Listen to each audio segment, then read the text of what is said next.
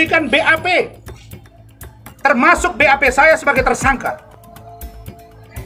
Saya minta untuk BAP konfrontir setengah mati. Itu pun diserahkan tanpa ada paraf dan tanda tangan saya. Ada apa ini?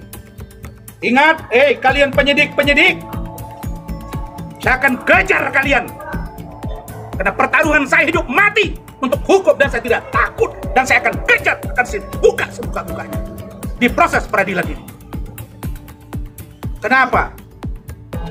Karena saya merasa sangat dizolimi.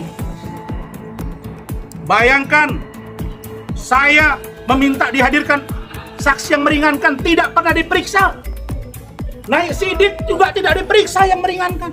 Setelah gelar perkara khusus yang kami ajukan lewat pimpinan kami dari Pradi Bersatu, Pak Lecumanan, Pak Boy Kanu, Pak Ade Dermawan, Pak Tobi dan teman-teman yang lain, bersama Bu Ida dan Rahmat dan kawan-kawan yang lain, barulah ada pemeriksaan saksi ahli dari saya. Baru diperiksai semuanya. Ternyata barang buktinya banyak yang diduga tidak sesuai.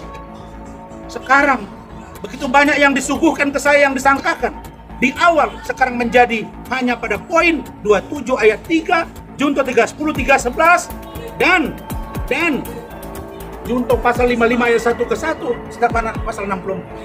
Ada apa ini? Bisa dianggap saya turut serta atau bersama-sama? Kepentingan apa saya untuk membuat Iklim Hakim masuk TV? Urusan apa Iklim Hakim memberikan chattingan WA yang diduga mesum dari Hotman Paris kepada saya? Jadi di dalam pikiran saya, yang membuat masalah ini adalah ada dugaan dua orang. Yang satu mengaku ketika melapor ke saya dan buat preskon, tidak mengenal dia sebagai asprinya. Mengatakan cemburu, anak mangga besar, punya anak janda satu ditinggalkan di rumah tetangga. Tapi belakangan mengaku mereka pacaran. Yang satu lagi mengaku kepada saya bahwa dia mengatakan dia dilecehkan. Lalu kemudian belakangan bilang tidak ada pelecehan, tidak ada tanda tangan. Padahal ada saksi yang menyatakan itu. Ada Kementerian PPA yang sudah diperiksa. Pak, saya tidak mau berpolemik di kepolisian. Saya tidak mau ribut di kepolisian. Karena di dalam polisi pun banyak orang baik. Laporan terhadap saya, dugaan ijazah palsu selesai. Laporan dan dugaan pidana pencemaran nama baik, maaf, dalam urusan penipuan penggelapan sudah selesai. Yang satu ini, Pak Kapolri, Pak Presiden, Pak Wakil Presiden, Pak Propam, Cybercrime Mabes Polri yang dipimpin oleh saudari inisial DH, tolong dievaluasi dan dikoreksi. Bang Rasman ada di organisasi saya, jadi saya dari pagi saya sudah mendampingin ya tahap 2 ini ya, proses tahap 2 dari Bareskrim hingga ke Kejari Jakarta Utara. Jadi saya mengucapkan terima kasih ya kepada pihak Kejati, Kejaksaan Tinggi Kejaksaan Tinggi DKI Jakarta, kemudian Kejari Kejaksaan Negeri Jakarta Utara. Nah, saya akan artinya yang akan mendampingi langsung nanti waktu persidangan. Jadi saya juga akan menjadi kuasa hukum pada saat persidangan. Nah, jadi kita akan buka semuanya, ya kan? Kita terima kasih ini hari kepada para staf kejaksaan ya sudah memberikan waktu juga untuk kita menceritakan paling nggak sedikit ya. Nah, nanti untuk disusul nanti ketika ada di persidangan. Jadi saya rasa bukti-bukti kita juga apresiasi ya Kejari karena melihat profesi Bang Rasman ini sebagai advokat. Ya kan, bahwa advokat itu kan kalau putusan MK nomor 26 2013 itu bahwa advokat tidak dapat dituntut baik di dalam maupun di luar sidang pengadilan. Nah, jadi kita terima kasih dan apresiasi sekali ya. Artinya kejaksaan ini memang luar biasa. Ya, kalau saya melihat bahwa persoalan Bang Rasman sama Bang Hotman itu kan persoalan pribadi mereka berdua. Jadi proses hukum yang sedang berjalan kita hormati. Namun kami dari Pradi Bersatu memiliki kewenangan atau berkewajiban untuk membantu anggota kami yang bermasalah. Oleh karena itu, saya sebagai ketua umum telah berikan tugas kepada wakil ketua umum dan tim pengacaranya untuk mendampingi Bang Rasman di kejaksaan maupun nanti di pengadilan. Silakan aja, itu ada proses dari penyidikan sampai kepada tahapan penuntutan dan sebagainya, kita hormati. Yakin ini adalah sebuah informasi atau berita yang sangat besar dan sangat menarik untuk diinfokan. Pertama, saya mau sedikit buka tentang kasus ataupun perkara ini. Pak Rasman Arief Nasution disangkakan yaitu memposting atau mentransmisikan sebuah postingan yang di dalamnya terdapat kata dugaan pelecehan seksual yang dilakukan oleh Hotman Paris Hutapea kepada Putri Iklimah Aprilia.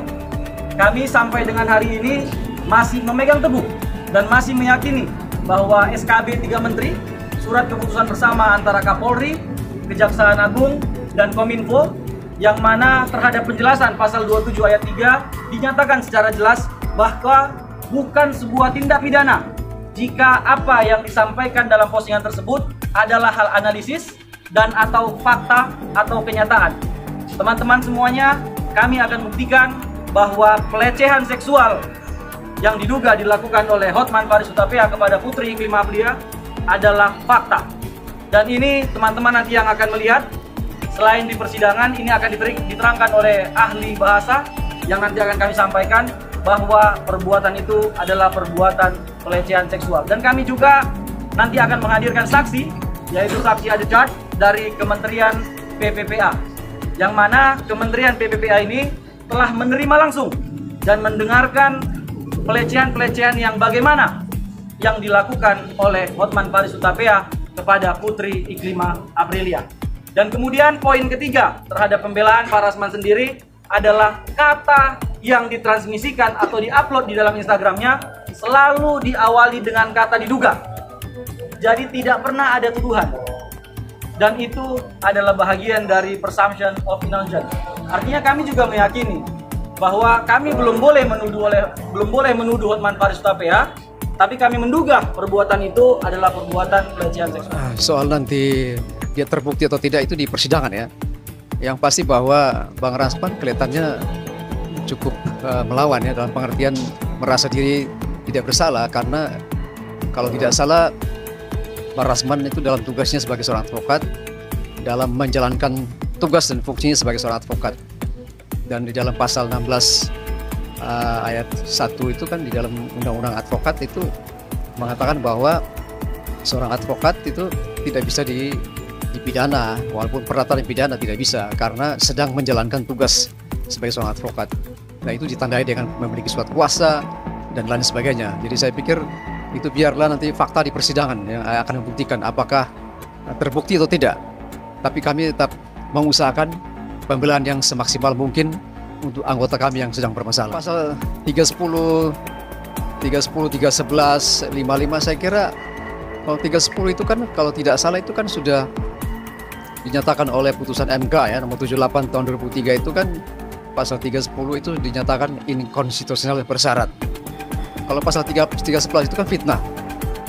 Dan pasal 55 itu kan turut serta. Jadi biar proses hukum berjalan, kita akan lihat saja di persidangan apakah Bang Rasman mampu membuktikan sebaliknya ataukah memang terbukti. Jadi saya kira itu kita hormati dengan pasal itu. Tapi menurut saya bahwa proses hukum berjalan ini Bang Rasman kelihatannya cukup kuat untuk menghadapi persoalan ini. Yang pasti bahwa sesuai dengan janji saya dulu pernah saya janji bahwa dalam kasus Bang Rasman itu kasus ijazah palsu ya. Kalau terbukti sebagai TSK tersangka maka kita akan cabut KTA-nya. Tapi dalam perkembangannya tidak terbukti sama sekali dan tidak pernah dikenakan tersangka kepada Bang Rasman.